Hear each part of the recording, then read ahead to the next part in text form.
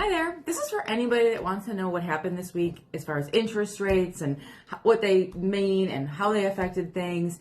But I wanted to break it down in plain English. So one of the biggest things mortgage rates tend to follow is the 10-year Treasury, which moved up to about 4.66% this week. And mortgage rates, they don't copy the 10-year Treasury exactly, but they often move in the same general direction. So when Treasury yields rise, mortgage rates can feel that pressure as well. And a big reason behind this move is inflation.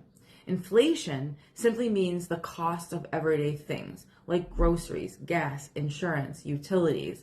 And it's still higher than what the market wants to see.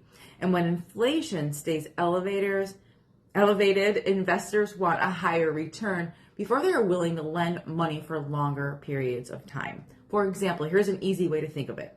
If someone lends money today and gets paid back years from now, they want those future dollars still to have that strong buying power. But when inflation is high, the dollars they get back later may not stretch as far, right? So investors demand a higher return to make up for that loss in value. And that higher return shows up in the bond market, and mortgage rates often tend to move higher right along with it. We're also seeing stronger economic data, which the Federal Reserve and the economy is identifying is still holding up. The economy is strong. Inflation, though, is still sticky. The Fed has less reason to rush into cutting rates due to that. So what does this mean for buyers and for homeowners? It does not mean you need to panic or put everything on hold. It means that numbers matter. A small change in rate can affect your monthly payment and your comfort level and your overall plan. And this is why I always say, don't just chase the rate, look at the full picture.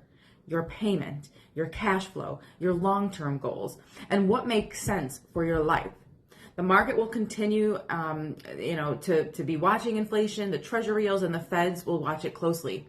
But for things to improve in a meaningful way, we need to see clearer signs that inflation is cooling. And until then, the goal is not to guess the market perfectly. The goal is to have a plan. If you want to know what today's numbers mean for your budget or your buying power, the next step is to just walk through things together. No pressure, just real answers. Thank you.